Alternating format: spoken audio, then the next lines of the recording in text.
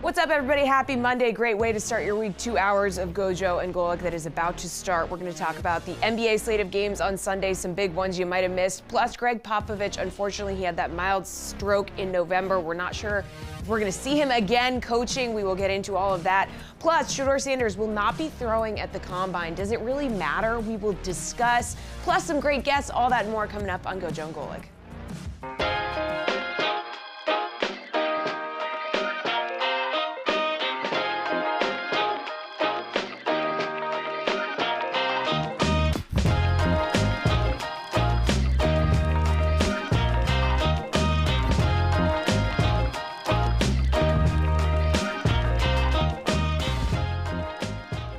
What's up, everybody? Welcome to Gojo and Golic. Mike Golic Jr., Mike Golic Sr., and Jesse Cofield here with you guys. We got a great show as always. Download, subscribe, rate, review us, leave us a 5-star rating, and watch us live Monday through Friday from 8 to 10 a.m. Eastern on the DraftKings Network. Subscribe and hit the bell over at the Gojo and Golic YouTube channel. Keep up to date on everything we got going on here. Bruce Pearl, head coach of the number one ranked Auburn men's basketball squad, going to stop by in hour number 2, talk about his wooden player of the year candidate in Janai Broome, and plenty of what's going on in the SEC this year. The Dad has quickly become a basketball conference. I know many people mourning the losses that have mounted on big stages for the football portion of the SEC, but this year in basketball, I think I saw the projection, 12 teams from the SEC projected to make the tournament field. So it has been their league so far this year.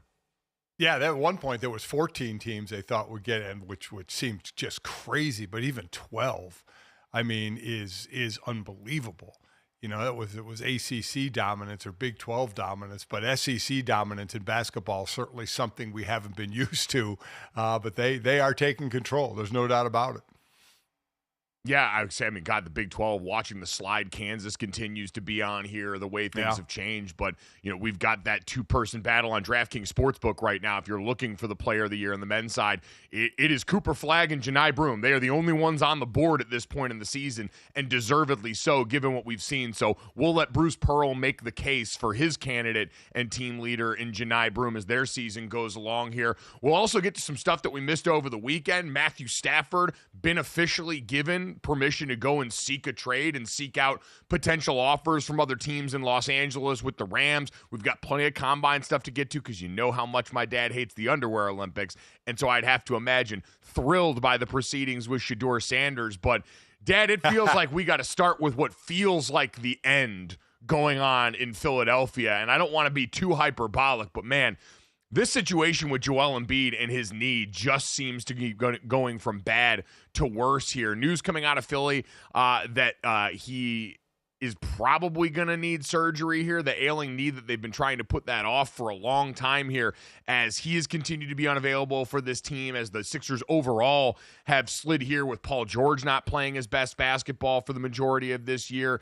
Dad, we always know that lower body injuries on big men are a real precarious thing, but for Joel Embiid, is this just a case of too much adding up by the time you've hit this 30-year-old season for him to be the centerpiece of this team anymore? It just seems at this point it's going to be what it is, or he's going to need some long rest, maybe some surgery or just some long rest, probably surgery, and try and get back to as close to square one as you can. Because remember, he played just 39 games last year with injuries, especially the knee. So it's not like this is going away. 19 games this year. He played 6 in February. He's tried to play. He's done injections in the knee, and he's tried to play through it. I mean, he's played almost a third of his games this year in February, this month. So he is trying to go out there, but Paul George has played 37 games. Maxi's played 48 games, and they're at 56 games for the year. So these three have never really got to gel together. Joel Embiid has 2 more years and a player option left on his deal for 54 plus 60 or 59 plus 64 plus and 69 plus. So it's not a great trade contract either. So, I mean, at some point, and you almost think they should shut him down because they're in the 6th worst slot right now for your draft pick. And they have a top 6 protected draft pick. If it's anything other than that, it goes to Oklahoma City. So maybe ensure that you have the top 6 pick because they're not going. You're in the 12th slot. You're not going anywhere. You just, as long as Embiid keeps playing, the knee is not going to get better.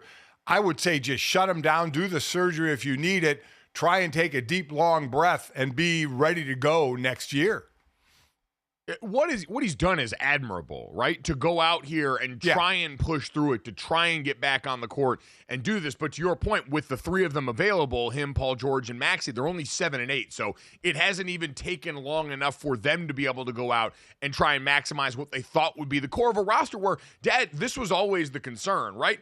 We said the Paul George move was probably the only one on the table for them this offseason to try and go and meaningfully improve.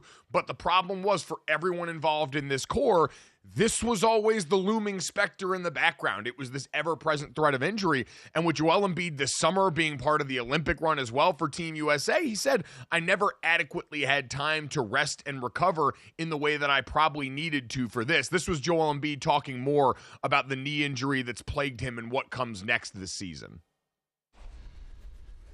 Where I was playing a year ago, it's not the way I'm playing right now, and it sucks. But I believe I just probably need, to fix the problem, and then I'll be back at that level. But it's hard to have the trust when you're not yourself. And yeah, I mean, not as dominant as I was a couple months ago.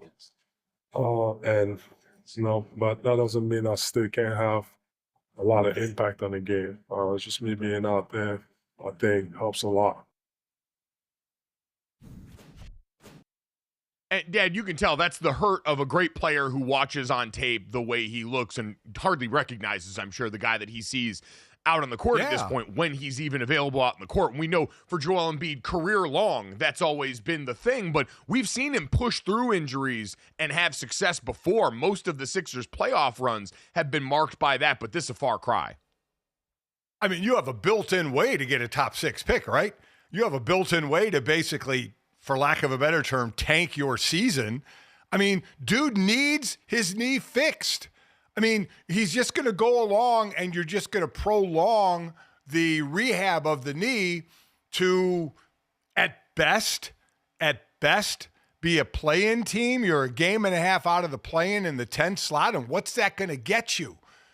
So, I mean, I'm surprised he's played as many games, and it's just him wanting to play this many games as he's played in February. You like you said, it's admirable. He's trying to play through it. That's what you want your athletes to do. But you have to make some smart decisions that said, hey, listen, Joel, you need to get right. We got a few years left with you. You can have a huge impact on the game. And, oh, by the way, we can get a top 6 pick, if you're rehabbing. So kind of the best of both worlds. Get his knee right and get a higher pick. I think we coined the term ethical tanking on this show because obviously tanking overall, not a great time for anyone involved in the building. But this season's been a terrible time for everyone in the building in Philadelphia. Yeah. It's been a far cry from what they were hoping for here. And so now as the 76ers and Embiid are consulting with doctors, considering alternative options, including surgery, Dad, you're right. This probably is coming from Joel Embiid's side where he's trying to stave this off because he's heard the criticisms. He's heard the way that people have talked about him and his availability and what it's done for this team and being the centerpiece of the franchise and blah, blah. I mean, this is a guy that has heard it so much. We remember how much the MVP mattered to him, and we know that part of that can be intrinsic, but I'm sure also part of it is you're a competitor. You hear the way that people talk about you because you're right. If you're the Sixers and if you're Daryl Morey, you'd imagine this is a relatively easy decision to not let Sam Presti continue to get to go out here and do what he's done for years and years now in building their juggernaut and do it through the draft. It should be an easy decision from the team side because like you said too, and Brian Windhorst hammered this home around the trade deadline a few weeks ago, I remember, this contract makes Joel Embiid unmovable. He is not a guy that you can do anything with at this point in his career with the injuries that have mounted at the number that he's due. And so this is the classic, football terms, got to take the helmet away from the player situation where you've got to recognize we have a longer timeline we've committed to paying this guy big time center of the organization money. And Dad, we're past the peak. Like, I don't know if you can ever count on having peak Joel Embiid available to you for more than X amount of games in a season, because that's just the reality of who he is anymore. But you've got to try and get the best you can out of that. Try and turn that top 6 protected pick into a quality player, which seems very possible in this upcoming draft class that's supposed to be a much more stocked pond than what we've dealt with in recent years. And then you've got to hope for the best from there, because you bet on a bunch of guys where broken is unfortunately the mode that they've operated in more often. Tyrese Maxey, man, he's just going to have to be the one. Like, you need Tyrese Maxey and some young guy going forward, because if you're Philadelphia, I don't think you can ever count on having the MVP version of Joel Embiid back north of 30 as a 7+ footer with the kind of injuries that he's sustained over the course of his career.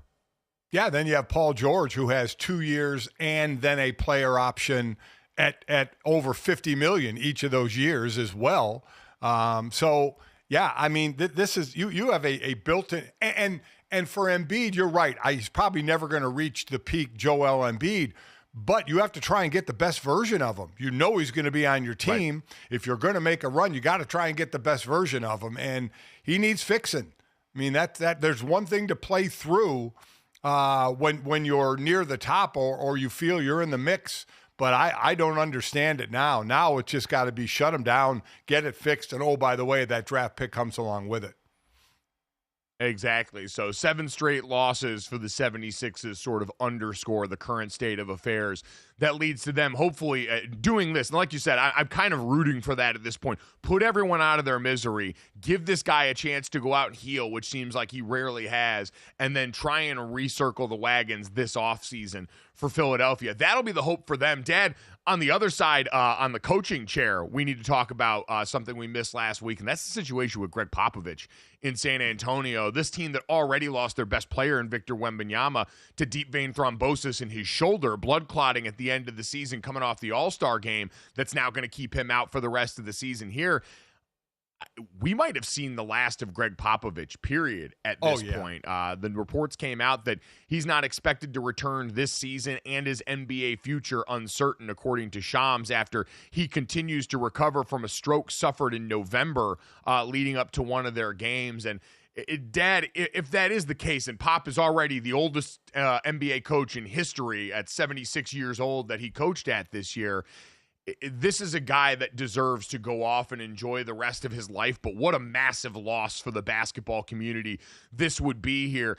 And there's a conversation to have about where Gregg Popovich ranks among the all-time coaches in the NBA. He's the winningest coach in NBA history with 1,390 regular season victories and another 170 in the postseason to go along with the 5 championships. But he's always sort of felt like, in addition to the gruff sideline interviews, a guy that's sort of the soul of the NBA in a lot of ways.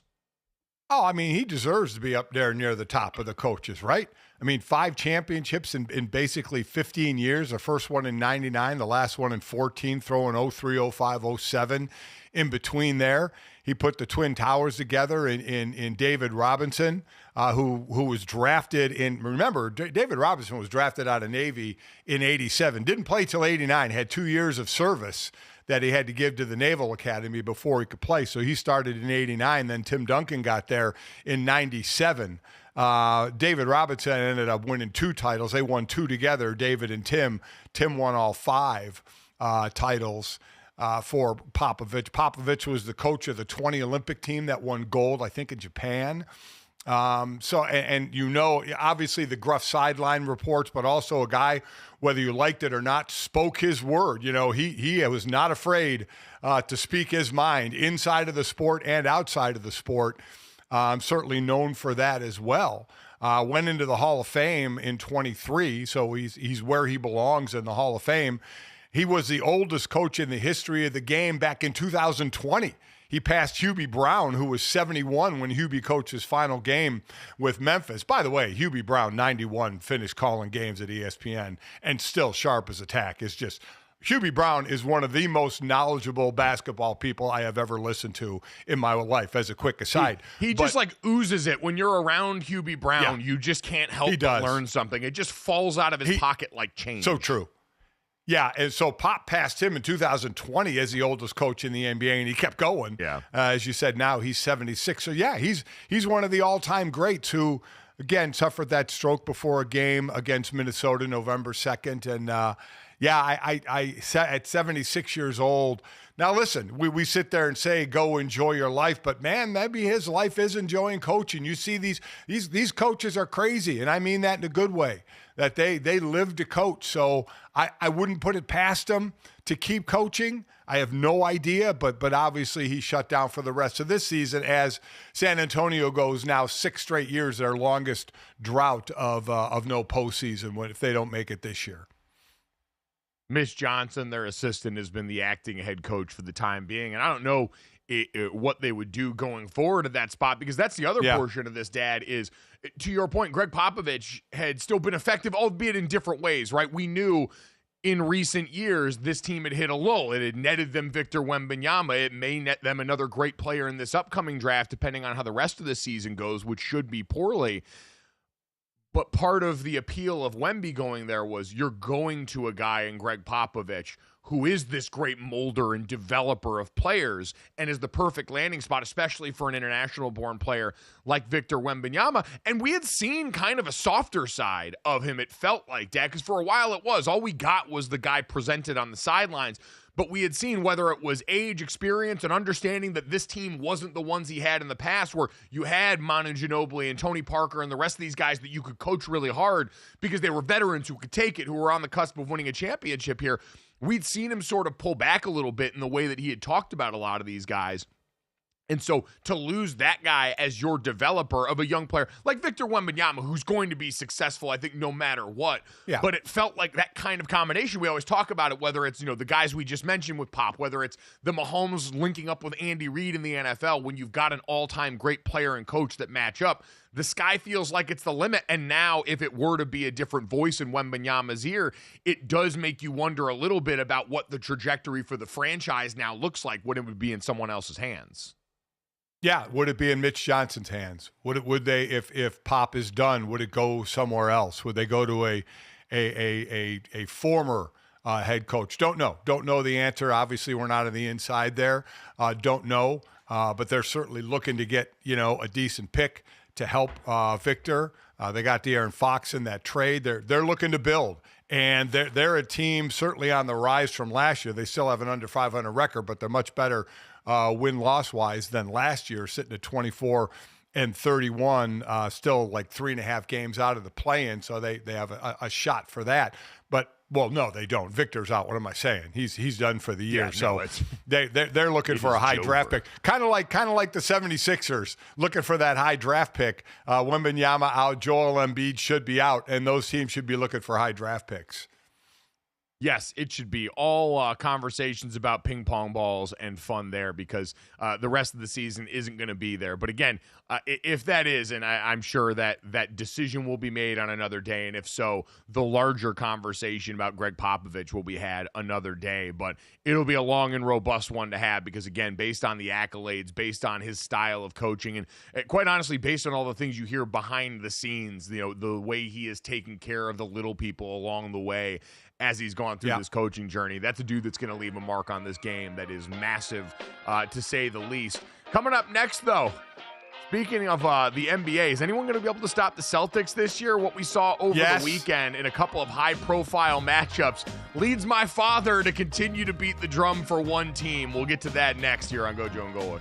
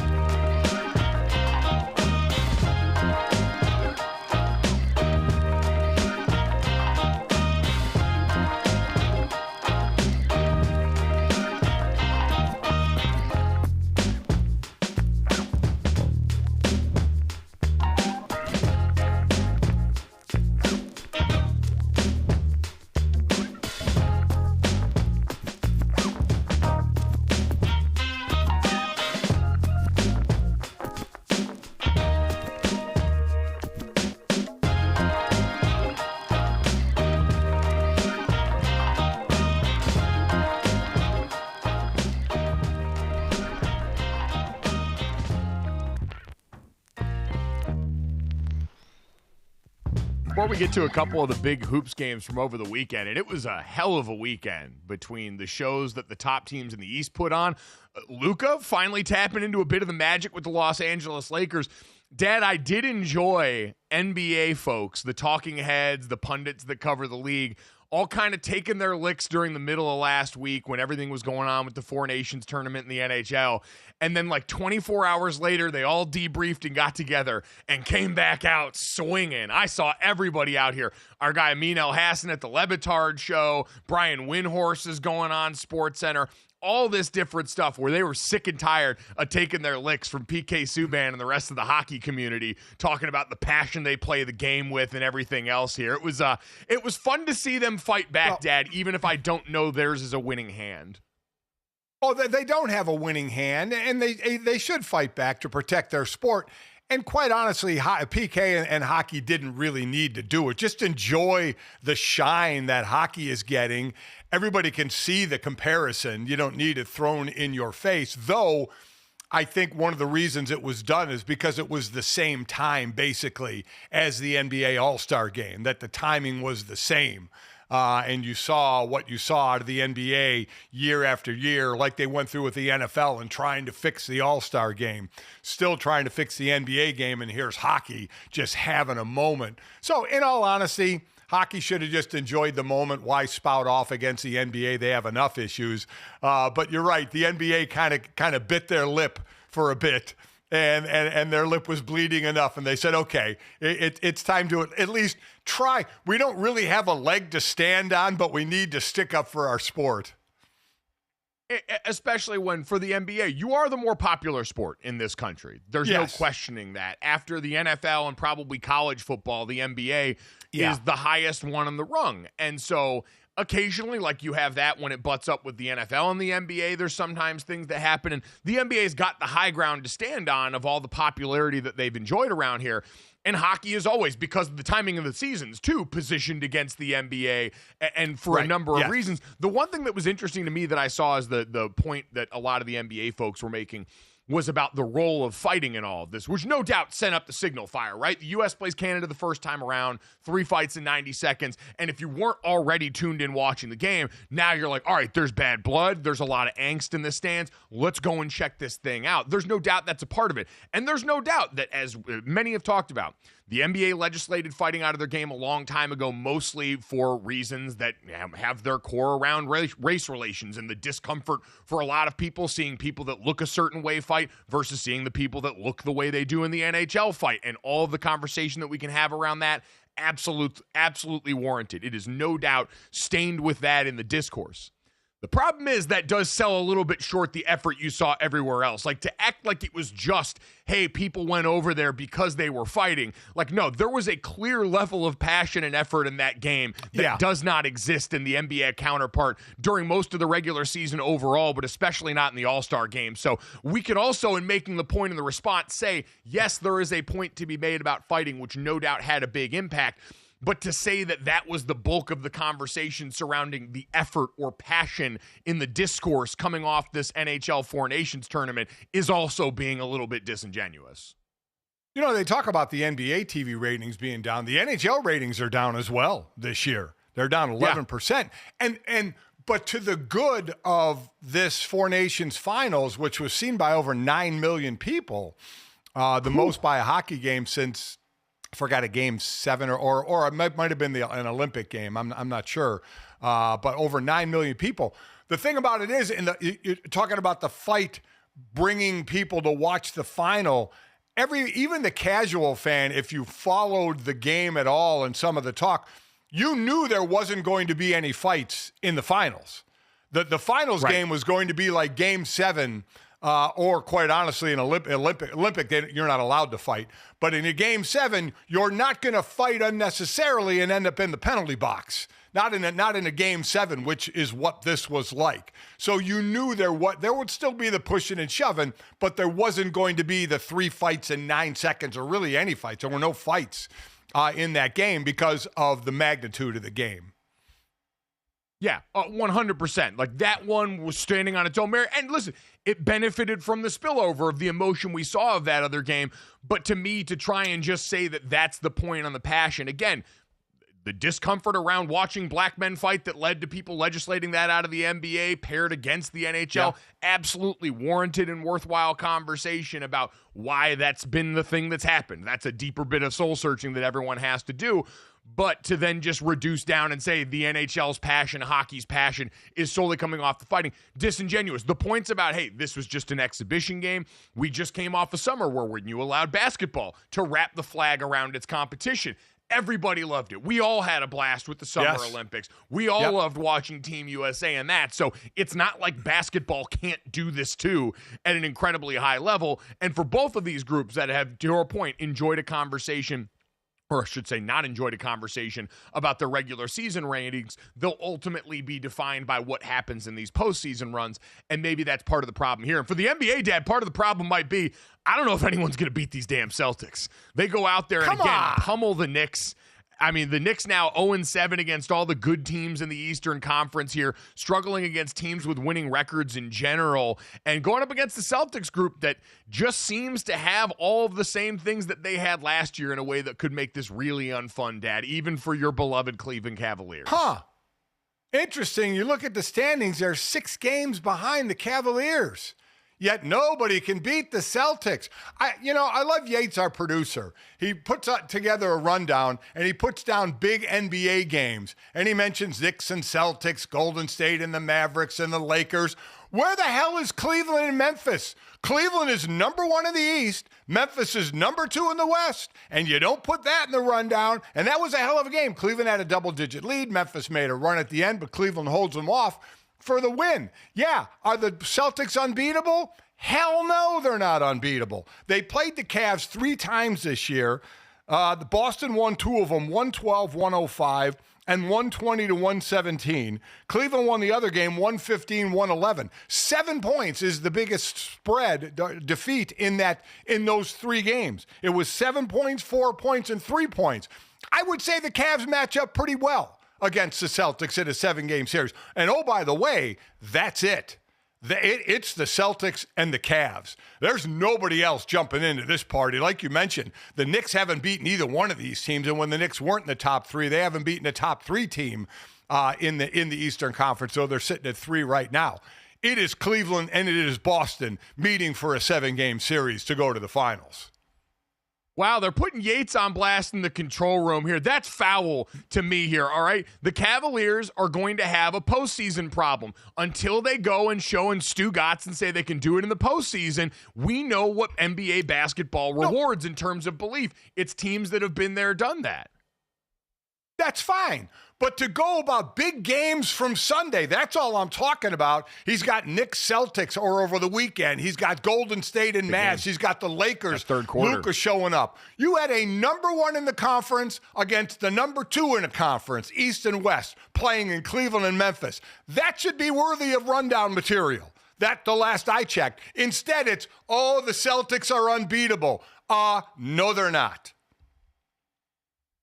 That really must be a testament to just what years of negative jaw headlines did to our perception of that team and like the injuries, the disjointed timeline with them. Because there was a time where I felt like, Dad, if you had told me the Ja Morant-led Memphis Grizzlies were second in the Western Conference, that team against anybody would have been box office. And that team against anybody would have been something people were readily available to sell. And you're right, on the court-wise, the Cavaliers have been the ones that have been competitive. It's been the Knicks who now this season have fallen to 0-7 against the Cavs, the Celtics, and the Oklahoma City Thunder, the teams largely considered the tops in the NBA. And if you look right now on DraftKings Sportsbook in terms of odds-on favorites to win the Eastern Conference, the Boston Celtics, -120 favorites there, followed by the Cavaliers at +245. To win the championship, it's OKC at +210, the Celtics at 215, and then the Cavs down at +650. So, Dad, the cliff really falls off after Cleveland. The Nuggets, the favorite behind the Cavaliers in terms of championship at +1,500 after that. So it really has been those 3 teams above everybody else right now. You know, and so we go 2 deep in the East. Do we go any further than 3 deep in the West? Oklahoma City, Memphis, and Denver. I mean, the Lakers with Luka. Luka really, 32 points he looked like the Luka of old. They're now a winning percentage ahead of the Rockets at 4 and 5. They'll be trading back and forth. But is it just 3 deep in the Western, or are we putting the Lakers and the Rockets in there as well?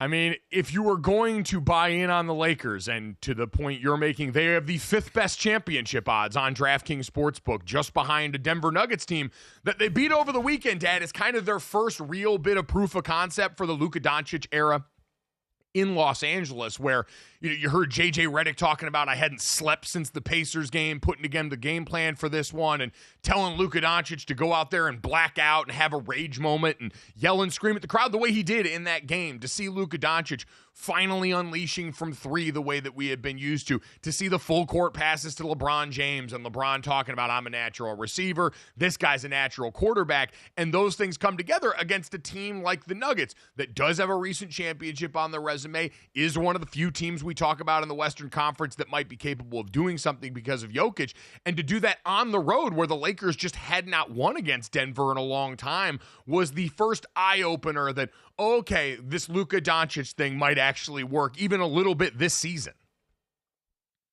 By the way, Yates just snuck in the Cleveland and Memphis notes in the rundown. No, Yates, doesn't count. Doesn't count. Okay. You could, Dad, give us the breakdown of that game here. What did you see in that one? It was a good game. Cleveland held off Memphis coming back at the end. The best moment was, or the funniest moment was, Jarrett Jackson went up for a slam right at the end of a possession, the time clock possession, and Ja Morant tried to hammer him and foul him and didn't, and just ended up hugging him and laughing as Jarrett Jackson got the best of that one. Jared But Patterson. no, I didn't see much of it. Jared Patterson, I'm sorry. Jared Allen, excuse me. God, Jared Allen, we both got the name wrong there. That shows you how much of that game we watched. Yeah, that's yeah. You're right. Yeah, exactly. I didn't watch much of it. You know what? I honestly, the Lakers situation, I still think ends the exact same, though. Like, if you're asking about if we're going to buy into them, where I think they're going to have more good moments like this. Luka Doncic, especially if he gets healthier and dealing with that calf for most of the season, if they're able to get him in a place where, especially for the meaningful games in the postseason, he's available to them and he's as healthy as he's going to be this season, at that point, they're going to be able to catch some of this lightning in a bottle, because having him out there allows LeBron James to operate in a way that he just couldn't without him on the roster. Now that they've got someone else, and they said, J.J. Redick said, we want Luka Doncic to have the offense run through him. In the best world, it allows LeBron to go do more running of the court like we saw in this last game, and like we've seen from him in the past when he's had someone else that's been able to go do that. That's been the problem with the Lakers in recent memory, is in the non-LeBron minutes, or even when LeBron's on the court, it's been hard to find offense initiation from anyone else here. Austin Reeves also playing great basketball and certainly capable in that way, but it's a completely different story with Luka Doncic if he can go out there, Dad, and stir the drink the way that he did in this last game. Listen, in the last game, they put it on Denver. You know, we talk about would the Lakers struggle against teams with big guys, and Jokic had, 12 points in this one? 12 points, 13 rebounds, 10 assists. He did have a triple-double, but just 12 points. Yeah. And another triple-double is just like nothing to him. But Luka, that was the question. When is Luka going to become Luka? And he is the natural ball handler. Now, they have 3 in LeBron and Austin Reeves as well, but the majority of the time it is going to go to Luka. Exactly, and it went to Luka early and often in that game, and he wound up with 32 points, and that looked more like the Luka stat line that we had been used to. More volume for him, 10 of 22 shooting, tapping back into some of that. We've seen this with plenty of all-time greats, including all-time greats pairing up with LeBron James. There's a period where you've got to get acclimated because you're coming in, and even a guy like Luka Doncic, who I'm sure oozes a confidence that very few of us can ever touch, you're still going and playing with a guy who it was his team. He had been there, and he's one of the all-time greatest players ever. And so as everyone gets a little bit more used to each other and finds themselves into these roles they're comfortable with, could change a lot of the conversation. Speaking of the conversation, coming up next, let's have one about the Combine. Shedeur Sanders not going to throw in Indianapolis. What does this do to the conversation surrounding the top quarterback taken between him and Cam Ward? Next.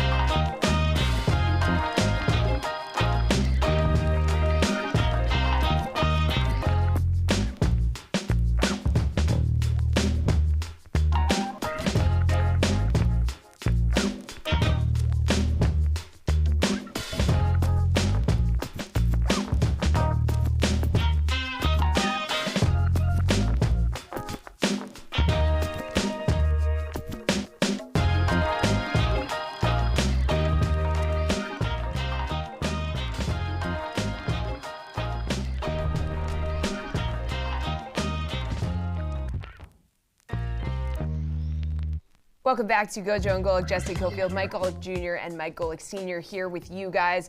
We are entering Combine Week here. Gojo, I think you're going. We'll talk more about that. But I do want to talk Shedeur Sanders. It's come out he will not be throwing at the Combine, which it's become more of a trend in recent years. Like Caleb Williams, Jaden Daniels, they didn't throw. They threw at their respective pro days, I think. And he said he wants to focus on the interviews at the Combine with teams and stuff, what's your take on this? I mean, I feel like at this point, it's like, does it really matter at the Combine? Like, are you going to be super impressed by somebody throwing when we have all this tape to go through anyway? Yeah, I know and I'm sure Dad will echo that, the rallying cry for so many. And that should always be. I think anyone in scouting and in front office work that looks at this understands. The tape is the bedrock of everything you do.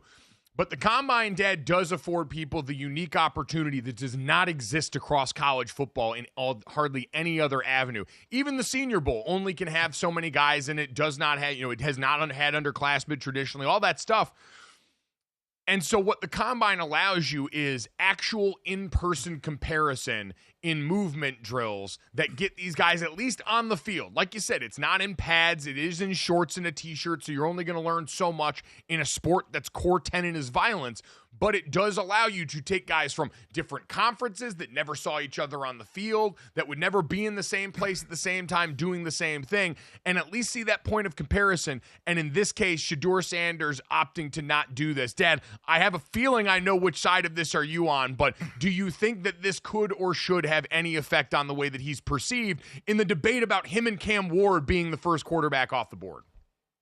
On the field, no, absolutely not. You look at J.J. McCarthy last year, he really shined in the interviews. That's something I'll take into consideration is the interviews. When you're sitting with a team, then when you go visit that team, when they give you plays the night before and you need to regurgitate them on the blackboard the next day, and you kind of go from the neck up. I can see that, and that's what Shedeur Sanders is going to do. He's going to interview with these teams. But you have so much tape to look at.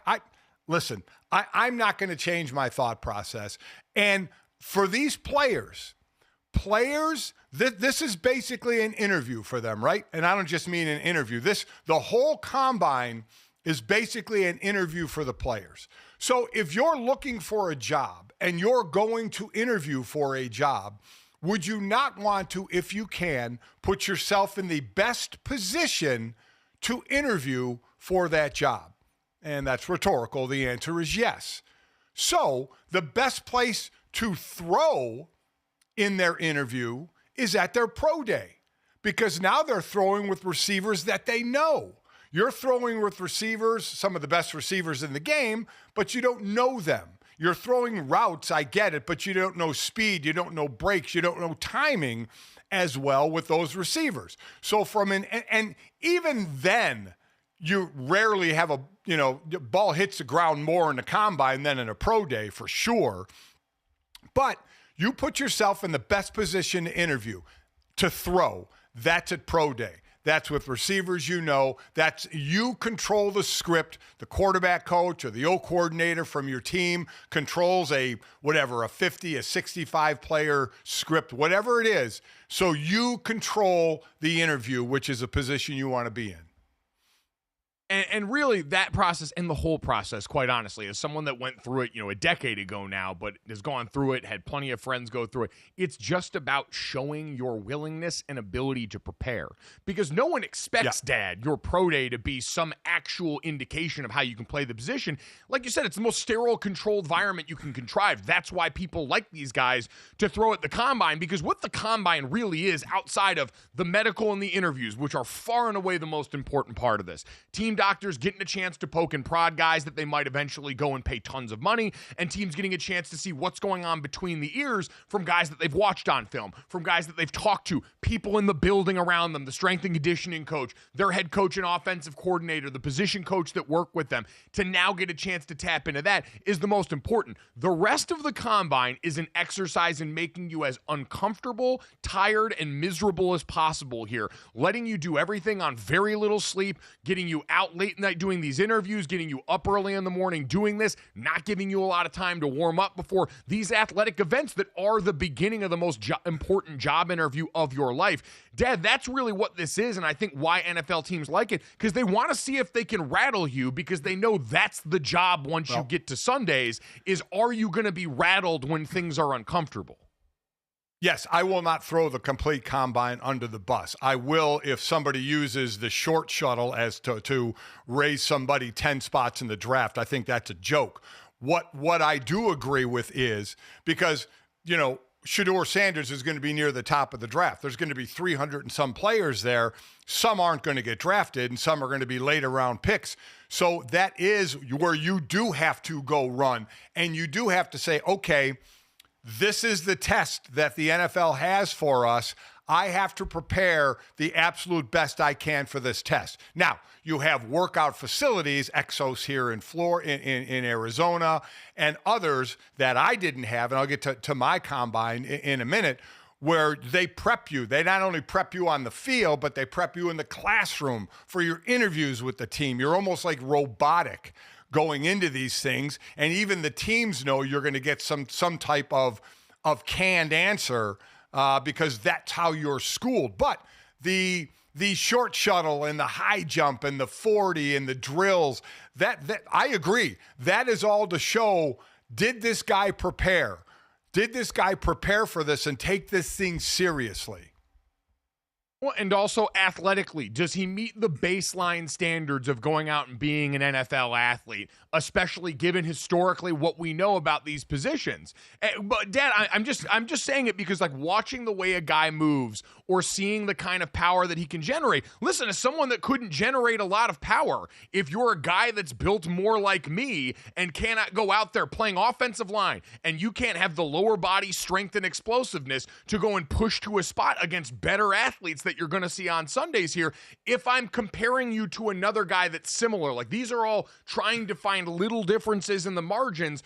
When you've got two guys that you might view as close together in prospects, it's, hey, who might have some athletic advantages that I believe is my job? Mike Tomlin talks about this all the time. Our job is to coach and mold. So if you give me a guy that might have a little more in that way that I believe I can coach and mold, that's something that I want to go out there and see, not just what the time is, but what you look like doing this. How natural does it look to you? How much does it look like what you're doing is just coached in what you learned to do technique-wise at one of these big box places? See, we'll fundamentally disagree on that, because if somebody doesn't look the part, but I watch tape on him and he's a player, that's what I'm going on. I'm going on the tape. I'm going on actual football and not how somebody runs around a cone. Now, what I think drills should do is make you say, this guy doesn't move like I thought. Let me go back and watch some tape. Or, boy, this guy moves incredibly well. I need to go watch more tape on him. If you associate the drill with watching more actual football, I'm in agreement with you. Yeah, well, yeah, I mean, I feel like that's the obvious conceit here, is that, yes, of course, all of this should be, let me go back and check it to make sure. I mean, God, how many years did we listen to Mike Mayock, Dad, say that at the Combine over and over again, is, I'm going to have to go back and check the tape. That's almost always the refrain, so I feel like assuming that's not involved in the conversation doesn't make sense. I don't think that's always the refrain, though. I think some guy runs a fast 40 or jumps 42 inches, and I think that lights scouts' eyes up and GM's eyes up and go, oh, my God. And because of that, they move them up in the draft. I do not think it's 100% I'm going to go back and watch tape. I do think some people get caught up in the drills and maybe bank a guy up a little higher. Listen, you go back to the Mike Mamula days from the Philadelphia Eagles, way back when he was a combine warrior and went in the first round and was a complete bust. But they went on the drills. They went on what did he do at the Combine in shorts and a T-shirt? We're going to take him in the first round, and he was a bust. And there have been others that have been like that. So I just don't buy into it, again, unless you're going to put it with tape, which I know they do. I know not everybody just gets their eyes lit up by the 40. I understand that. Yeah, I would assume for most competent organizations, and maybe that's an incorrect assumption, but Christ, it seems very day one to go, yeah, we should obviously always go and check and make sure this matches up. But that's the interesting part, Dad, with Shedeur and Cam Ward is I actually think this is more of an inventory advantage for them. Because we've seen over recent years, and I don't want to make this sound like I'm some proponent of you have to go out and play their game. Because that's all this stuff is. The Senior Bowl, the Combine, all these cottage industries that have popped up to make it easier for NFL personnel to go and do the job they need to do anyway. These are crimes of convenience that make life really hard on the player and try and make life really easy on the team. So we can all get together in one place, all see the same stuff in one spot, so we don't have to buy extra plane tickets to go out to X, Y, or Z school here. Like, it's all to serve them. And so if you're a player and you don't want to play that game, and you are Jamar Chase like we've seen in the past, Marvin Harrison Jr. last year, where you need me more than I need you. And so I'm going to do this on my terms, and you're going to deal with it because I'm good enough. I love that. My favorite thing in the world when players decide that they don't need anyone else involved in this process because the ball is that good.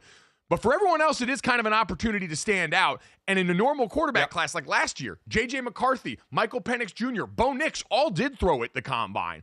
Because outside of that top three quarterbacks, there was some jockeying for position of these guys trying to be the fourth quarterback drafted off the board. And so those guys wanted to go out there and look for any competitive advantage, Dad. They were going to wear tuxedos to a job of interview that requires them to clean toilets like Stepbrother because you got to find a way to stand out. These guys this year are just going up against each other. And so I don't know how much of an impetus there needs to be on one going out and trying to outshine the other in this format in particular. By the way, Cam Ward and Shedeur Sanders are actually working out in the same facility together, throwing every day together. Quick history of the Combine as well. The year I went to the Combine, 1985, was actually the first one common combine. I was actually part of the first one. Before that, it was basically regional combines. So in 1985, my senior year, it was at Arizona State. And it was out, they had it at Arizona State because it doesn't rain a lot out here and the weather's great. Unfortunately, 2 of the days it rained out here. And what people don't realize in Arizona in February is that in the mornings and early evening, it can get cold, especially in the morning. It's actually pretty chilly here. So for 2 days, that's when Jerry Rice was at this Combine. For a couple of Hall of Famers, Jerry Rice and Andre Reed. That's when Jerry Rice basically ran a 4.640. And there were GMs that were like, thought Jerry Rice was and he was a first rounder, but was this, and they walked away from the Combine going, wow, he's slower than we thought. And obviously he ran it on grass and ran it on wet grass. So it wasn't going to be as fast. So 85 was the first year of the one commonplace Combine. 86, the second year, it was at the Superdome in New Orleans.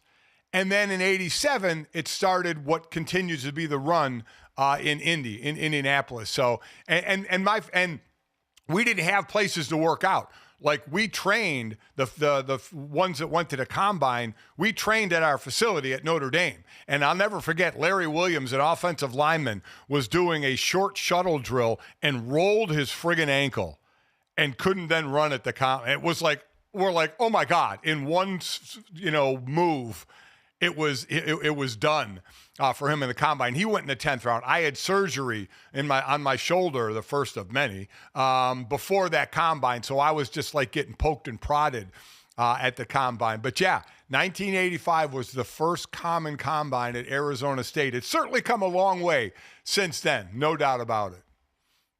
And we've seen robust support. The NFL thought about barnstorming the Combine like they've done for so many other events in their league. And there was a lot of pushback from especially the people in the media, the people around these staffs that went up and put their capes on for Indianapolis.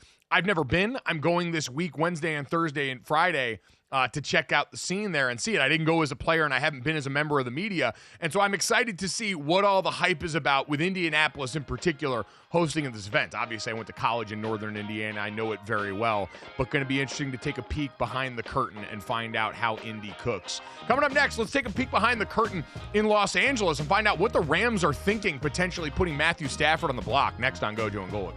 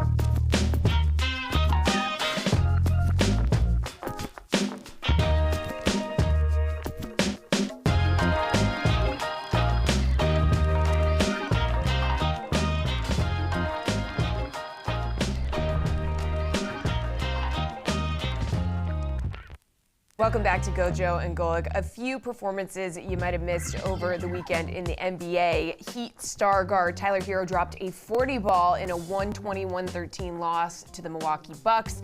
Elsewhere in the NBA, a barn burner in Atlanta produced two enormous stat lines. The Pistons beat the Hawks 148-143. Pistons star Cade Cunningham poured in 38 points, 7 rebounds, and 12 assists in the win. All-star Hawks guard Trae Young also scored 38 points and had 13 assists in the loss for them. Hour 2 coming up here on Gojo and Golic. We will talk Matthew Stafford next.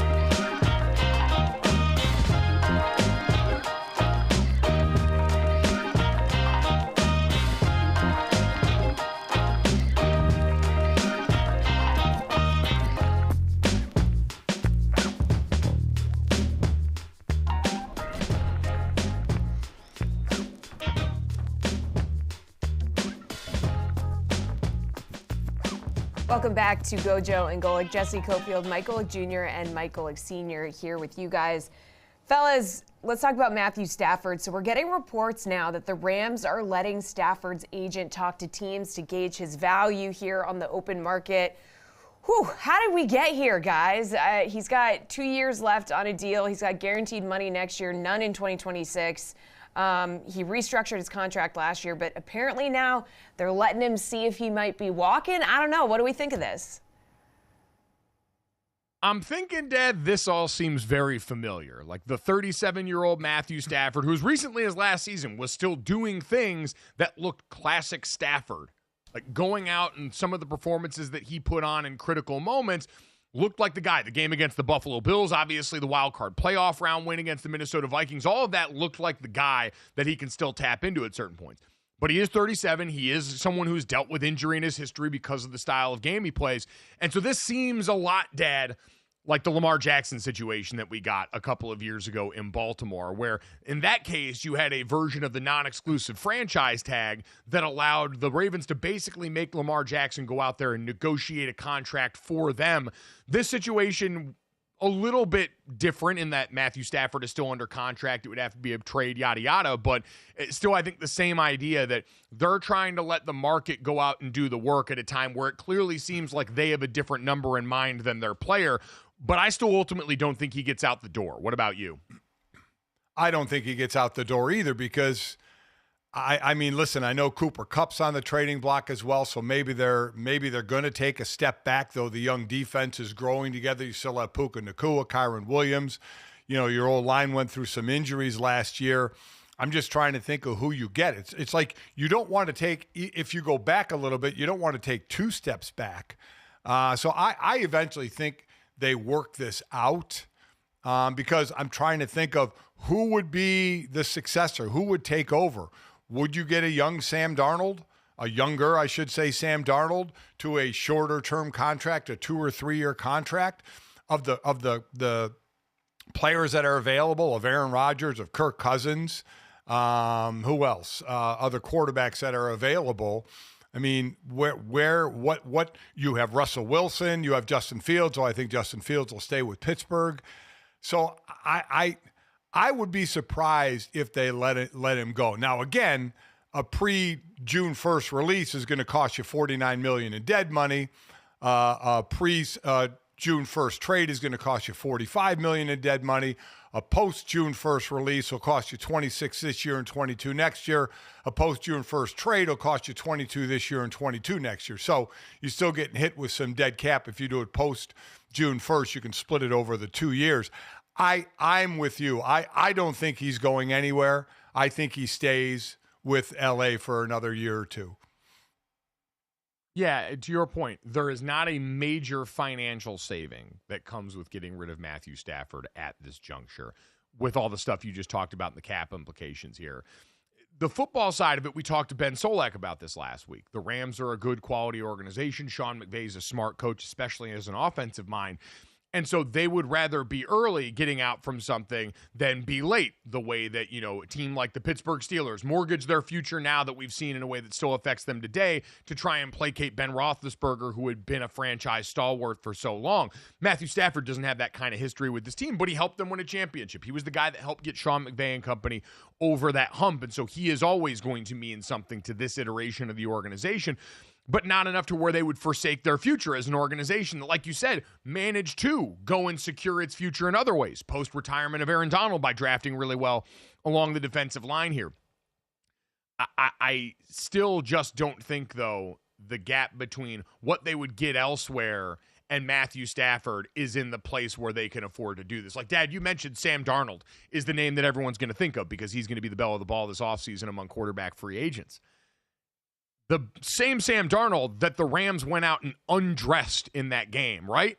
Like, we've seen other teams go and absorb players that were good against them in games, that went out and beat them in games at other spots, but rarely do you see that, especially from a place that quite honestly in Los Angeles knows the Sam Darnold type. Now, Sam Darnold, markedly more talented than the other guy I'm about to mention, but with Jared Goff, a quarterback who seems to be good but up to a certain point. Good, but maybe there's a little bit of a cap on it unless you're in the exact right circumstances here. And they lived that experience where they got to a Super Bowl with Jared Goff as their quarterback, but ultimately fell short and felt like they weren't going to get much further than that. With Sam Darnold, that feels at this point in his career like a similar version of the story. You can win a Super Bowl, I'm sure, with that coaching staff and with those offensive players and the circumstances involved, but it's going to require a lot of other things to be done at a really high level and doesn't leave you with that same margin of error that I think even at this age, Matthew Stafford still affords you.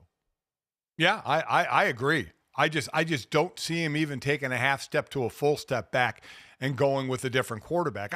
I'm more interested to see where Aaron Rodgers ends up, where Kirk Cousins ends up, where Russell Wilson ends up. Sam Darnold is going to have a couple of teams after him, and he might end up in Vegas, right? I certainly don't see a reunion of Russell Wilson and Pete Carroll in Vegas when Pete Carroll's the one that kind of gave up on Russell Wilson before he went to Denver. So I don't think Stafford's going anywhere, and I'm more interested to see where an Aaron Rodgers and a potentially cut Kirk Cousins ends up. Yeah, and I think the two teams, and these are the teams where when the Stafford news came out at the end of last week or over this weekend, I forget if it was Friday or Saturday that dropped, where the two teams that immediately come to mind are the Las Vegas Raiders and the Pittsburgh Steelers, right? Because, Dad, the Pittsburgh Steelers are this team that we've talked about has been mired in not even mediocrity, like very goodiocrity, where they've been better than most NFL teams. They've been a consistent playoff contender, if not in the dance, but not good enough to break through beyond that. And so much of it, well, not all of it, is traced back to the quarterback position in a way that makes them pretty desperate. And so they're a team, Dad, that absolutely should be picking up the phone and be willing to part with some pretty steep assets to try and go and jar this thing loose with a guy like Matthew Stafford if you've got the opportunity. Even at 37 years old, I understand that he represents something that you haven't had around there in that spot in a while. The worry for me there with them, much like it would be with the Giants, who were rumored to be involved in the Stafford conversation early, is I do worry about protection to a certain extent. The Pittsburgh Steelers have drafted some young, talented guys. They didn't get to see Troy Fautano on the field for much of last season before injury took him there. But Zach Frazier in the job that he did, Broderick Jones, that's been a tough one and not the easiest transition that I thought it would be. But overall, you do worry still about, hey, would protection undermine you the same way I think it would in New York if you are Pittsburgh? Yeah, and I just don't see the Giants as a landing spot for Stafford.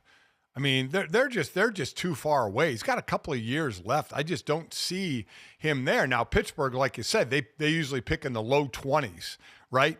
Where you can't really get one of those top picks, and you're not in the hunt for a Super Bowl either. You're right. You're kind of better than mediocrity. You're goodocrity. But at least they're closer. I could see a Stafford, if he were to get traded, going there. But it's not like Pittsburgh has a lot of player assets outside of George Pickens to trade. I mean, T.J. Watt, they're not trading him. So they have some older players on defense. So I again would be stunned if Stafford went anywhere. I agree. This is like a Lamar Jackson ploy. Yep, the organization saying, go out and say, all right, we'll let you tell us how valuable you are. We'll let the market tell us how valuable people think you are, as they've probably been at an impasse in negotiation. Because for Matthew Stafford, understandably, for services rendered and also looking out at this quarterback offseason, like I feel like that is the backdrop of every one of these conversations that we have, is looking out at the void and going, you really want to be a part of that? You really want to be out here. It's the Sullivan, Missouri Twitter thread all over again. You don't want to be out here. Go back and be a husband. And in the case of Matthew Stafford and the Rams, I think that's the best course of action for everyone. But if you're sitting there at Matthew Stafford with $4 million guaranteed next year and saying, yeah, I do put my body on the line for this team. I did go out behind an offensive line that was a letdown relative to expectation, and injury was a part of that all across the board. No doubt about that. They've got good players in that building. And so, Dad, I think the real charge for the Rams becomes how you rebuild or restructure that group in front. The decisions that you make there at center, at offensive tackle, at all these places that ended up becoming pitfalls for you last year after the season before, looking like that was going to be the new strength of the football team, and sorting that out once you come back here. But I think that this is going to wind up in a place that's palatable for the Los Angeles Rams, but they're going to owe him some more guaranteed money. That's the easy concession, and that's probably the sticking point here is, hey, yeah, I'm not going to, at 37, with my Hall of Fame caliber career, walk into here with $4 million guaranteed or anything close to that. Yep. I agree. And quite honestly, even with the O-line issues, Stafford was only sacked 28 times. It's not like he was sacked a Caleb Williams amount of times. He's just sacked 28 times. So, again, he's not the scrambler and the runner other quarterbacks are, and he needs a good, stable line in front of you, but he didn't really get sacked that much. Again, I think we both agree that we would be shocked if he's gone. Yes, 100%. So that'll be at least something to monitor. And going into Combine Week, this is the exchange of information, right? When everyone's out late night at all these bars and restaurants, eating, drinking, carrying on, these are the conversations that start to get had that will eventually shape the league as we march closer and closer towards the draft. And I can't wait to try and peek my head into some of those conversations, sitting there at St. Elmo's or one of these other places. I'm going to have to find out where all the spots are right now. I'm counting on some of my friends to help me weasel my way into those situations so we can come back armed with some information. I wonder how many deals get done the more drinks that they're in, or the more gin and tonics that they're into the conversation that the specific deals get done. I do like the idea of some people wake up after a long night out and they're like, oh man, like I sent a text to my ex I absolutely shouldn't have here. I'm going to have to do damage control on this. And the Combine version of that is someone waking up, Les Snead waking up like, Jesus Christ, I think I traded Matt Stafford last night. What am I going to do? We got to get back on this. It's a different level of regret when the stakes are that high this morning and you've got to go and perform the next day. So we'll put a bow in that and try and figure out where they go from there. Dad, a brief aside and a much more serious one that the NFL is going to have to deal with in the coming months here right now. They have begun their investigation into the allegations surrounding Justin Tucker and the sexual misconduct, the accusations by now 16 employees at 8 different high-end Baltimore area spas that have alleged inappropriate behavior by Justin Tucker. 3 women have already spoken to NFL investigators, with 2 more scheduled to do so, according to the Baltimore Banner report that continues to be the ones carrying the bulk of the work on investigating these allegations into the Ravens, future Hall of Fame kicker. And so, Dad, this is the crux of it. Again, I remind people, the Deshaun Watson suspension was based on this same investigation by the NFL, where they investigated a handful of those cases and found in their eyes him to be guilty enough to suspend him for those 11 games.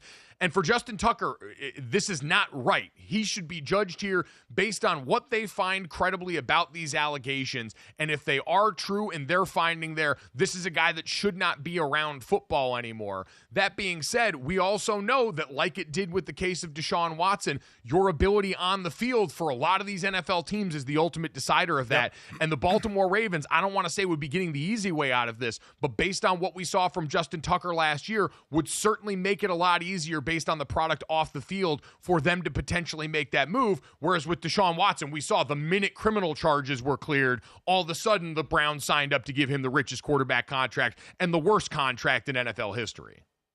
Boy, we always talk about that talent gives you more of a leash, and it was never more evident in Deshaun Watson for what he was suspended for and for his level of play with Houston, that he was rewarded, I guess you would have to say. I mean, he's not turning that down. My God, to get offered that deal. It's insane.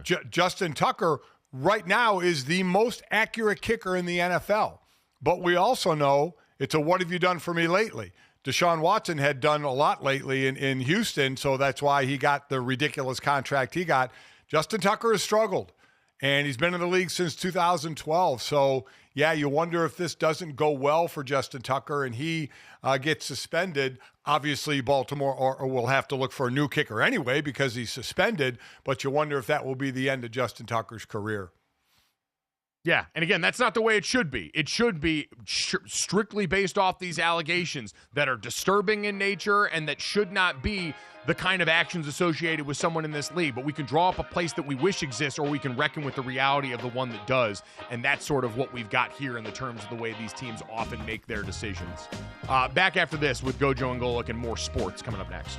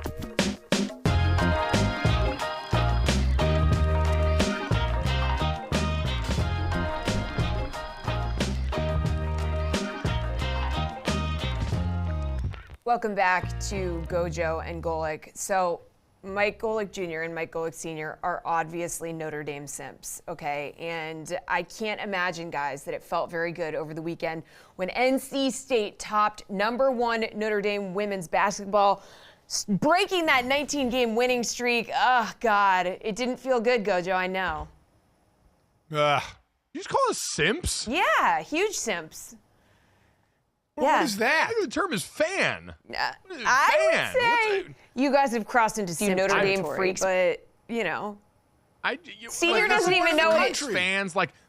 Senior doesn't know what it means. He's like, how dare you, I think. Yeah. Well, I can tell by your tone. Yes, it wasn't a great tone. This sounds like bitter ACC little brother stuff from the Boston College grad on the set, just knowing that you can never be us, which is fine. I understand that. It's got to be a difficult pill to swallow here. We're here to welcome you over to the good side of the gold helmets whenever you really want to here. And that's kind of where we had been, to Jesse's point, 19 straight wins overall, undefeated in ACC play going into this game this year. Give NC State credit, man. They came out, had that building rocking. Women's College Game Day was there, which will be in South Bend this coming weekend for Notre Dame, and I believe Louisville is the game they've got coming up that weekend. Another weekend of, the fine folks of L. Duncan and company rolling into South Bend to get to enjoy that one. And Dad, to me, though, this doesn't sound any alarms. Like, eventually they were probably going to lose here. NC State is a team that Notre Dame has had a bunch of really tight back and forths with. Well-coached outfit, one that's made deep tournament runs as recently as I think last year. And so this not overly surprising. And Notre Dame, to me, got some really inconsistent performances from their stars. Olivia Miles with a couple of really uncharacteristic turnovers in this game that, to me, I wouldn't bank on going forward, even accounting for the fact that there's WNBA talent on the NC State side that certainly made that a possibility. And so for all that, for Notre Dame to be able to take them into 2 overtimes, playing as poorly as I thought they did overall, to me is actually a good sign as they get ready for the ACC tournament and then eventually the NCAA tournament. I thought Rebecca Lobo said it well, that it seemed like Notre Dame was rushing. It was kind of a frantic pace, and they were rushing and didn't settle in to their offense. Hannah Hidalgo, who should be up for the Player of the Year, not one of her best shooting nights. She shot 30%, 8 of 26. Sonia Citron was incredible in the second half. She's the one that hit the 3 to tie it up with 6. I mean, a long contested 3 as time is running out with 6/10 to go to tie it up, to send it to the first overtime. It eventually goes 2 overtimes. And listen, give North Carolina State credit. They didn't blink. They didn't budge at all. It was the first time Notre Dame was down at halftime all season. And they held a 1-point lead going into the fourth quarter, did Notre Dame. But again, give North Carolina State and, boy, their guards some incredible play. You would just see Notre Dame eventually pull away from their opponents, but North Carolina State just kept hanging on to the lead. I think there were 20 or 22 lead changes in this game. It was an incredible game. We talk about Notre Dame being ranked first in the conference. North Carolina State is second. They're going to meet again. If they both keep playing the way they're playing in the conference final of the conference tournament. But yeah, North Carolina State, they played a hell of a game. Got to give them credit. Yeah, no doubt about it. And the job in particular by Zoe Brooks, who had 33 and 10 in this game, was awesome. Their shot, everything looked easy for NC State offensively, from the execution to the shot making that started early on in that game. They're a team, you sit there and look now. Listen, their play was exceptional, but you want to look at a stat that kept them in the game. They were 112th in Division I in free throws. Yeah. They had made 65% of their free throws, 112th. At one point, they were 24 of 24. They ended up 24 of 26. Notre Dame ended up 8 of 10. And I'm not talking about the disparity, and I'm not going down that road. I'm just saying North Carolina State did not do what they normally do during the season. They kept hitting all their free throws. Notre Dame would have to foul at the end of the overtimes, and I'll be damned, North Carolina State just kept hitting free throw after free throw. Give them credit. I'm going to say it. The ref show that existed there for NC State was a big part of what went on in this game here. I'm in my hater era right now. Shout out to my friend Caroline Darney. And so I'm going to be the guy that goes immediately to the refs. In a game where you had multiple instances of fouls committed at or around the buzzer that the refs eventually waved off, including at the end of the first overtime, that would have given Notre Dame a chance to have free throws with a chance to win it at the end of the first OT. All this stuff, real borderline stuff. I got my eye on you, officials. They were the right calls, though. I mean, you could see the shot, the light go on to end. They were the right calls. Come on, I get your fandom. That last one on Maddie Westbell at the end of the first overtime there looked awful lot like a foul to me there. And again, it was called a foul on the court, and so you need indisputable video evidence to overturn in the case of a replay. And I did not think you had indisputable video evidence with how bang that was with 0.1 seconds left on the clock. Would I have wanted and loved winning on that technicality at the buzzer of the first overtime? No. But once you got to the second overtime, you saw this was a team that was exhausted. Hannah Hidalgo and Olivia Miles, who comprised the best backcourt in women's college basketball, both were carrying 4 fouls and playing like it on the defensive end there, really robbed them of any teeth. And that team was just out of gas by the time they got to the second overtime here. And I understand the haters all around are going to want to see Notre Dame fail right now, including us at DraftKings Sportsbook, who already had Notre Dame with the 4th best odds to win the tournament behind UConn, South Carolina, and UCLA. And I'm sure that'll change now, even coming off this loss potentially. But I, Dad, am not worried about any of that going forward here. This is still a team that has too much talent across the board. And Sonia Citron is the one that Olivia Miles and others have pointed out and said, no, that is her right now. That is a woman who has got the juice. And WNBA scouts agree. I saw them flash during the game that she's the number 3 prospect in the upcoming WNBA draft. So there are people that recognize this and appreciate the talent that they've got. But this is another year, Dad. We're getting ready to talk to Bruce Pearl in about 10 minutes here, the Auburn men's basketball coach, team that's been number 1 in the country for the majority of this year and has helped been part of an SEC this year dominant stretch of basketball from this conference over the sport that does, I think, in a lot of ways make the NCAA tournament even more interesting to see one conference like this try and carry that success into the postseason. But on the other side for the women's game, and we were having this conversation yesterday just amongst our family, how exciting the women's tournament has become because of all the storylines, because of schools from all different conferences here, with UConn being back into the mix the way they've always been, but especially since AZ Fudd's come back, South Carolina, UCLA, Notre Dame, USC, Texas. You've got star players on all these teams. You've got a variety of conferences represented with all these teams. And so the women's game continues to have a draw unlike its male counterpart, maybe with the exception of this year where I feel like the men's tournament can finally have some of that same juice again. I also think on the women's side, you have the women that obviously have to stay longer before going to the W, so you get to know them. I mean, you know the stars in the WNBA. As far as college, you get 1 year of Cooper Flagg, who, by the way, Cooper Flagg is supposed to be a senior in high school right now. He recalibrated his reclassified. Reclassified, thank you. He reclassified to be in college now. He should be a senior in high school right now. I mean, could you imagine if he were a senior in high school? But I think that's a big difference in the WNBA or in the women's game is you get to know a lot of these players. You get them for 1, 2, 3, 4 years, and they become more household names. And the game has just gotten so much better as well. Where the men's side, you get a guy for 1 year and he's gone to the league. It was interesting, too, seeing how much the women of the W notice what's going on here. I saw Angel Reese tweeting about plenty of the players in the game between NC State and Notre Dame. Chelsea Gray had the tweet over the weekend because Notre Dame had the win going down and playing on the road in Miami, near where the unrivaled 3-on-3 league has housed their games in their facility. And Chelsea Gray even tweeted out, I was thinking about trying one of those cross-court between-the-legs passes like Olivia Miles. So there's a lot of respect and familiarity amongst all parts of this, but there's also what seems like open recruiting going on for these young ladies, which is awesome.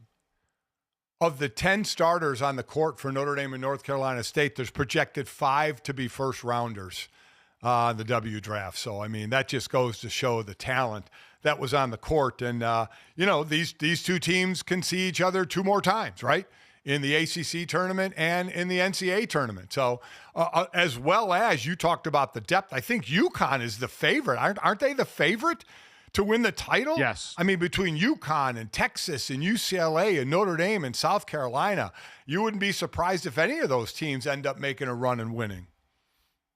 Yeah, since AZ Fudd came back, different team there, and certainly South Carolina and Dawn Staley always going to be in the mix here. There are just stars and great programs all across the board on that one there. And, Dad, we mentioned the Unrivaled a little bit there, the cool story coming out of the one-on-one tournament that they have that might be the impetus for change for the NBA All-Star Weekend, where we may get some of that in addition to potential international Team USA versus the world competition in the future. The one-on-one contest that the Unrivaled League held that got won by Nafisa Collier, who won $200,000, and that famously almost matched her WNBA max contract number in that one thing, is actually giving $100,000 of her prize money to her training and performance staff and the assistant coaches working with her team, the Lunar Owls. Now, Nafisa Collier is one of the co-founders of this league. I'm sure has a ton of equity in this league that all makes her deal probably more valuable than a lot of others out there. But this still, Dad, a great gesture and one that continues to be good publicity for the Unrivaled League that did weave themselves into a lot of the conversation around the women's college game that's insanely popular right now and has, I think, overall gotten a good amount of press with the one-on-one tournament and some other things that they've done for a league that's trying to be supplemental programming in the offseason and supplemental income for these women that don't have to then go overseas and play basketball if they don't want to. And I think that was obviously the goal. And quite honestly, what the women's game, everything they touch right now is turning to gold, right? The unrivaled, the one-on-one, which the NBA may take and go do next year on the All-Star or try and set up a one-on-one. Or at least that's a talk. You had guys in the NBA saying that they would do it. Kyrie Irving would be looking forward to a one-on-one matchup. So you wonder if that will spill over. But the women's game just making all the right moves right now. Yeah, certainly got that on lockdown right now. And so it is going to be interesting to watch what the men's tournament can produce in response this year as we get ready to talk to Bruce Pearl from Auburn. We mentioned before, Dad, Kansas is sliding. Joe Lunardi, the head bracketologist over at ESPN, kind of put in perspective what this has been for Kansas, who has been one of the teams that we can usually count on to go and bring it in the tournament here. Bill Self has never been worse than a 4 seed in the NCAA tournament, has 20 consecutive trips to the NCAA tournament. Half of those trips have been as a 1 seed, not including the canceled 2020 COVID tournament. And so what's happened to them this year, the preseason number 1 team in college basketball, that's now just been an abject disaster. They've already lost 7 Big 12 games this season. Self had never lost more than 6 in Big 12 games this year. So watching this team that's been one of the brands that people usually know going into the tournament slide this hard has been a hit to that potentially as a storyline for the NCAA tournament. Yeah, it definitely has. But I think the positive side of the SEC has really taken over the conversation, right? The possibility of 12 in the tournament. Right now they have 5 of the top 10 teams are SEC teams, including 1 and 2, Auburn and Florida. So I think the positive talk of the SEC is, you sit there and you say, can it last forever? Well, it lasted 20 years with Bill Self in Kansas. It certainly lasted a long time, but definitely a shift this year. And my mistake, Self had never lost more than 6 Big 12 games before last season, where they lost 8. They sit currently in this season with 7 losses already. So chances to add to that based on what we've seen. But you're right. These things are always cyclical. And, Dad, this is a sport that has had its own very publicly noted history with paying players and the probes into these programs, the shoe money allegations that have proliferated the sport for a while now. And as we've moved into this name, image, and likeness era of college sports, it has been interesting to watch. Yeah, pay for play, the transfer portal, all of those things having an effect that maybe flattened the curve in college football, where you saw the SEC come back down a little bit more to allow the Big Ten and others to get a little bit closer and within shouting distance here. On the other side for the SEC in basketball, and we'll see if it's correlation or causation, but it has certainly, now we've seen, led to this conference positioning itself in front of everyone else in terms of the product that they put out on the court night in and night out, week in and week out so far throughout this season. So coming up next, we'll talk to the man that's on top of the mountain right now in Auburn head coach Bruce Pearl, next on Gojo and Golic.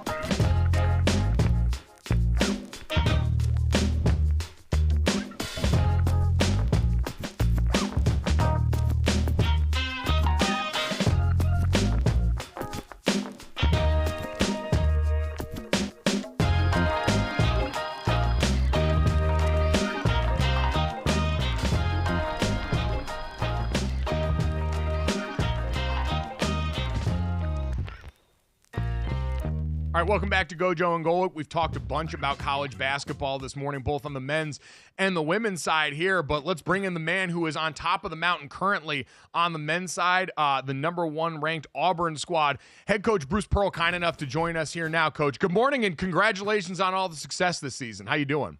I'm doing great, Michael. Great to be with you guys. Yeah, definitely great to have you. You're coming off a 1 versus 2 game, Auburn, Alabama. What's it like to have Auburn and Alabama be basketball schools and not football schools? Well, Mike, we like to say at Auburn we're sort of everything schools, and it just means more in the SEC. And you look around both men and women, and you look at all the different sports, the revenue-producing sports, the Olympic sports. The SEC is dominating, and it's just now finally, catching up in men's basketball. But the fact that all eyes of college basketball, the most watched game this year on ESPN, 2.8 million on and 3.5 of its max was from Auburn, Alabama. It just kind of takes away the misnomer that in the World Series you got to have the Yankees and the Dodgers because you wouldn't get great audiences. That is flat out not true. You can put 2 teams from Alabama who are playing great basketball, and the whole country will watch it. No doubt the whole country was tuned in for that. And you mentioned that's been the story of the conference this year. And I'm curious, Coach, as someone that has spent most of the 21st century coaching in this conference here, how you think that came to be at a time where we were just mentioning your guys' football counterparts had more teams able to kind of be within arm's reach of them in the last couple of seasons here. And on the basketball side, you guys seem to have given everyone the stiff arm. So as someone that's lived and breathed at the SEC basketball for a long time, why has this year across the board felt so different? So, Mike, does Michael give you this 21st century stuff all the time, too, just because we've been around a little bit longer? Just because our beards are gray and his are dark? Is dark? Yes. Does he give you that crap? Yes, all the time, Coach, all the time. Right. Welcome to my world. And it's experience like and wisdom, now. Coach. It's the respect for what you put on display. Right. Listen, there is the slogan, it just means more. And I think it is all about commitment. And, the Southeastern Conference is in the southeastern part of the country. And there are great, great rivalries. And our fans are sort of able to travel. And we've got history. But it's really about commitment. Mike Slive started it back in 10, 15 years ago. Greg Sankey has continued it. We've got a great commissioner of just basketball in Garth Glissman. They've gone out and hired the best coaches in the country, top to bottom. And again, it's not a criticism of any other league. I just think you look at the coaches, they're at the bottom of our league. And they're all, either Hall of Fame coaches of guys that have won everywhere that they've been. Commitments to facilities. And then the last thing is commitment to NIL. I think the SEC has invested more in NIL across the board, and as a result, we're getting better players. Ohio State won the national championship this year in football, and it's been well documented that they, for the last several years, have probably done as good a job as anybody in investing in the student athletes, and it's obviously paying off. Your first gig, I believe, in college coaching was Stanford in '82. So you've been at this a while. We're basically the same age. And coaches your age, some are getting out of the game because of NIL and the portal. You seem to be embracing it. You talked about NIL, but throw in the portal as well. Is this why the SEC is making a turn? Yeah, I think that's why every roster is just so complete and so old, so much older, and just so much better. Is that we've been able to get into the portal, and we've been able to get you can so quickly, Mike, rebuild and reload. It's more like reloading than anything else, and I think that's been a factor. I don't like the portal as it is right now. I don't. I think it's great that we have opportunities in this country to be able to transfer, and that's sort of freedom of movement. And at the same time, we're teaching the kids to flee and not fight way too easily, way too soon. So for me, I think a one-time transfer is a fine. I think a graduate transfer is great. You've graduated. But this idea of every year you can go in league anywhere you want on another roster, even though you've signed a contract saying, I want to go to your school. And Mike, every time you transfer, you lose hours towards your degree. So we're going to start talking about that someday pretty soon, where kids are not graduating anymore because they bounced 4 years, 4 different schools. Then they're done playing ball. They get a little cash in their pocket because of NIL, but they don't have a degree. So I think the combination of NIL and portal has made this a little too transactional and not as ministerial, in a sense that, guys, you guys both played. Your coaches ministered to you. You had coaches long enough that they held you accountable. You wanted to have discipline in your life. You wanted to do the things on and off the court. But if you had to play for a different coach every single year, I think we're missing out on the commitment and the discipline to make something work. And I just if we're going to be great husbands, if we're going to be great fathers, we're going to learn to make it work a little bit more. Instead, we just can change teams anytime we want. So I'm not loving it. And I think that's why some coaches are getting out. Well, you mentioned guys sticking around and the benefits that can have. Let's talk about one guy that has clearly benefited from that, and Johni Broome, your potential Wooden Player of the Year candidate, who's been sensational in his third year with you now here at Auburn. How have you watched him in his time here at school take this step to become the player that so many of us have been wowed by this year? Well, Michael, he's a great American story. He's a guy that came from not a whole lot, couldn't even make a shoe AAU team in the summer coming out of Tampa, Florida. He may have, growth spurted late or whatever, but, had to go to Morehead State, which is a great low major school, and all he did there was be the best player in that league. And then he came to me in the SEC, and his first year he was all SEC. His second year he was an All-American, and right now he's a leading candidate for Player of the Year. And so putting in the work, believing and betting on himself, it's not where you start, it's where you finish, all those things. And it's possible. So much can happen between a young man between the ages of 18 and 22. Who's gonna grab the opportunity? Who's gonna work at it? And obviously, Johni Broome is such a dominant player. He's a great rebounder. He's got unbelievable hands. He can score. He's old school. And I think the one thing that this team can show, if we can keep this up, is we can shoot you. We're showing you can do it the old-fashioned way. Johni Broome being here for 3 years. Dylan Cardwell, 5 years. Chris Moore, 5 years. I got a bunch of guys that have stuck. And I think if we can win, it'll send a message to the rest of the coaches and student athletes that you can still do it the old-fashioned way. Only a little over a minute left, but outside of Pettiford, who's a freshman, you're right. You have a lot of seniors on this team. So, again, really emphasize how important that is in this grueling run you have to finish the regular season leading into the tournament. Well, it's just, experienced guys have made mistakes. They've learned from those mistakes. They also are starting to look at the clock going, wow, I've only got 4 games left in a regular season than a tournament. And so they want to take advantage of every opportunity. And I think the other thing that we all rely on is you got to trust the guy next to you. You just, if you're going to be a great team, you got to trust the guy next to you. You got to do something to make him better. It's not just about what you do. And this team has sort of bought into that philosophy, and that's what's allowing us to grind it out. But we still got, as you guys said, we got a tough road ahead, but we're ready for the challenge.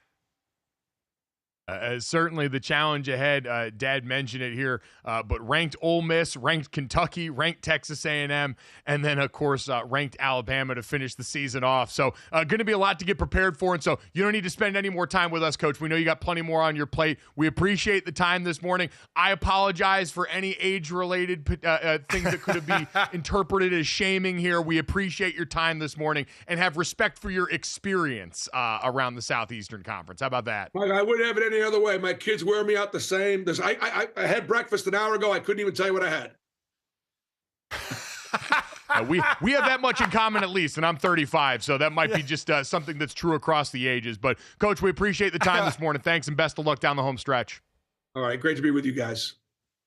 Thanks, Coach. Appreciate it. Awesome stuff from Auburn head basketball coach Bruce Pearl, kind enough to join us here as someone has also forgotten their breakfast recently, Dad. That's deeply relatable content. Listen, and he is really embracing the NIL and the portal. Obviously has some issues with the portal and the amount of transfers, but he is a guy who's 64 years old and embracing the change and trying to do as much with it as he can.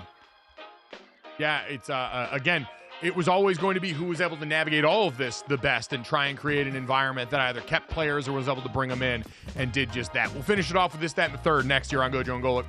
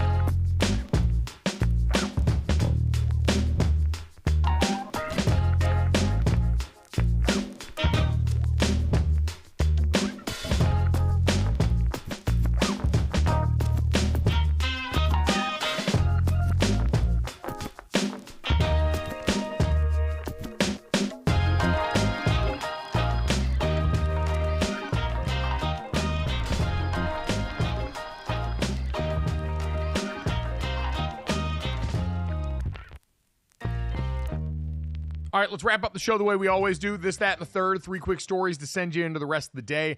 Download, subscribe, rate, review us, leave us a 5-star rating. Watch us 8 to 10 a.m. Eastern, Monday through Friday, live here on the DraftKings Network. And hit the bell and subscribe to our YouTube channel, Gojo and Golic there.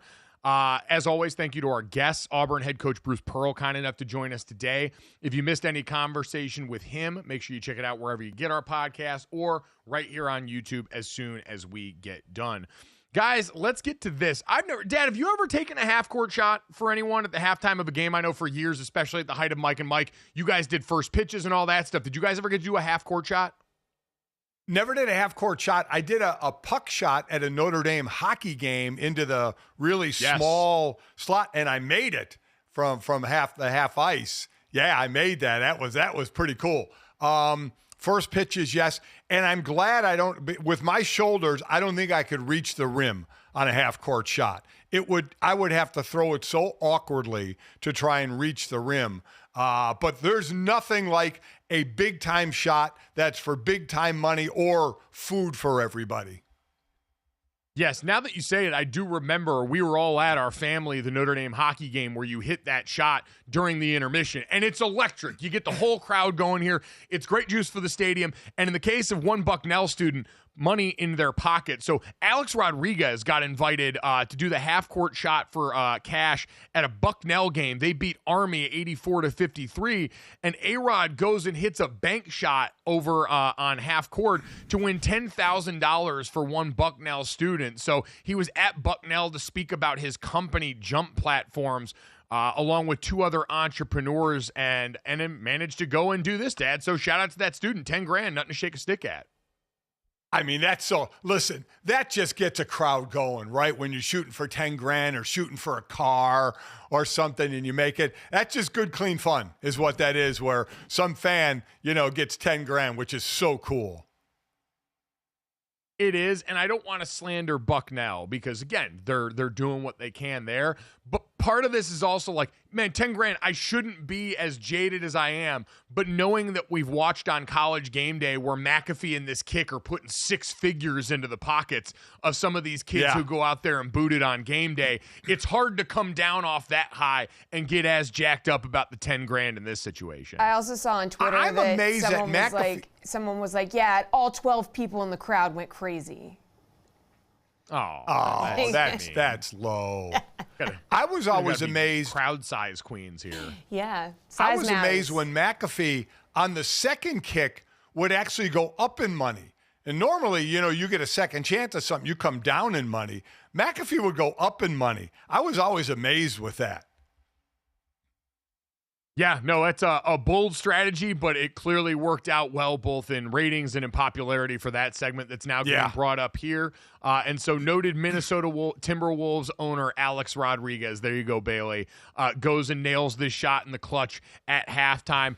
Jesse, let's get to that here. I am very interested in how we're going to navigate this. A sentence I didn't think that I would be saying. So this part I'm not surprised about. Hooters filed for bankruptcy. I'm fine saying that sentence. Don't think that's too far-fetched.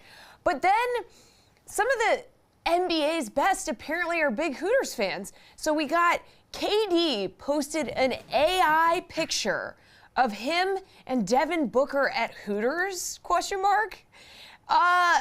Weird move. Apparently they're huge Hooters fans. Are you guys as down and out about Hooters closing? Are you guys Hooters fans? What's the deal? Listen, I get mocked for saying this all the time. Now, Hooters has been around for 41 years. I think it was founded in 1983, I think in Clearwater, Florida. I like the Hooter wings. I like them. They're meaty. I like the food there. And anytime I say that, I get mocked. Like, oh, yeah, you like the food there. You don't like the Hooters girls there. I like the wings. Now, I haven't been to one in years. It has been a long time since I've been there. But I genuinely do like the wings. No, I understand that. As someone that enjoys reading Playboy for the literature and the articles, it makes perfect sense to me. Yeah, I mean, I'm not surprised by this. For all jokes aside, for what it's worth, I agree. The wings actually do, for a place that is sort of mass producing them and not your local, very, organic sports bar or J. Timothy's in central Connecticut that we used to go to by ESPN all the time. They're good wings that you can rely on most places. It's like the Starbucks for chicken wings.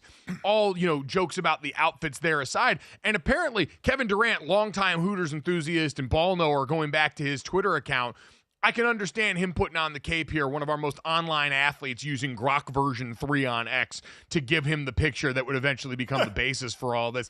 That being said, not surprised. Hooters, to Jesse's point, not something that seems like it's got staying power in the current version of the world. And it maybe is just a sign of the times.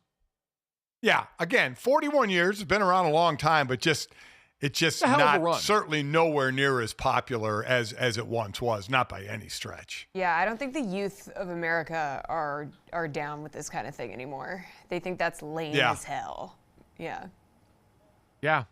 More butt fans, apparently. I think that's what we're learning about Gen Z and beyond, is just that's where their hearts lie. And that's perfectly fine. Love what you love, do what you do. But I will hope that someone will take up the mantle of serving quality chicken wings that you can count on nationwide here, and a lot of them. Jesse, let's finish off the third here with a much more important and robust food debate. Yeah, so Gojo, we saw you on the internet streets getting into this one, chiming in. So Peter Burns tweeted out that he was responding to somebody. He said, bagels are beyond trash. They are unfrozen, edible hockey pucks. A good biscuit will change your life. So the debate of bagel versus biscuit. And where do we stand on this one, guys? Because I like both. I think bagels and biscuits are good. I don't think that bagels are trash by any means. I mean, a good bagel is a good bagel. Yeah, that's exactly where I came into this, Jesse, is PB, I love to death, but I think just went too far here. Yes, biscuits are absolutely better than bagels on their best day and probably even on their worst day. That doesn't mean the bagels are bad here. And I'm not just going to go, I know Jason Fitz always wars against, well, you haven't had X, Y, or Z bagel specifically. Any bagel can be great in a pinch, can be an awesome vessel for butter or cream cheese, or the top and bottom of a sandwich for breakfast. All of those perfectly capable. Bagel is trash is a terrible take. Listen, I like biscuits better than bagels, but I would not trash a bagel. There are so many different flavors of bagels. And like you said, the versatility of just a plain bagel with butter, different flavored cream cheese on it, or I prefer like in a breakfast sandwich with egg and sausage or something like that. I just think that it's a very versatile food. Or you just have the cinnamon sugar, eat the regular bagel type deal. Listen, I would take a biscuit over a bagel any day, but I certainly wouldn't trash bagels. I think bagels are fine foods. No, I went out just to go ahead and be a part of the solution right after I saw that tweet yesterday and get a wonderful bagel topped with garlic cream cheese and had an awesome time with it. Yet again, you get it toasted just the right way. It's that perfect blend of soft and crunch and mix of textures. It's a wonderful thing. A good biscuit, yes, can change your life, no doubt. As someone that's been fortunate to call a bunch of games in the Southeastern Conference in the last number of years and get to sample some of the fine fare down there, when you get a soft, flaky, buttery biscuit in your life, it absolutely can rock your world in a way that I don't think on its best day a bagel can. Dad, I used to have teammates from New Jersey whose parents would bring bagels from New York all the time, and they're wonderful. Whatever the difference in the water there that it creates is immaculate. And growing up in the Northeast, I've got a deep appreciation for that. But calling them trash, just unnecessary. You know what it did? It got Peter the clicks he was looking for, though. It got him talked about on all these shows. It got him hotly discussed here, and that seems to be the end goal. That's what Peter does. He'll give that hot take to get the clicks. But listen, I'm with you, especially at breakfast. There is nothing like a warm biscuit. You cut open, you see the steam rise from it, and you put on the regular butter or the honey butter and just have it melt into, oh, my mouth's watering. I need to go get a biscuit. Gotta go get a biscuit now, yeah. Amongst the breakfast carbs, it's farther down on the list than, pancakes, waffles. We might be talking more the French toast range, but again, not trash by any stretch of the imagination. We love you, Peter. You're just wrong in this situation, and that's okay. What will be right is downloading, subscribing, rating, and reviewing this show, checking us out on YouTube, and all that other fun stuff. Thanks so much. We'll talk to you guys tomorrow.